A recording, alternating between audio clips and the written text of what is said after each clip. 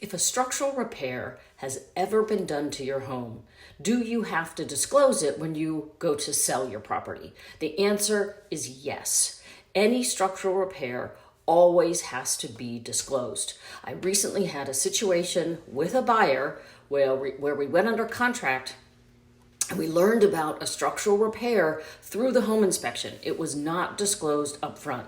It happened to have been done perfectly, but my client was so bent out of shape, he actually terminated the contract, and this can happen.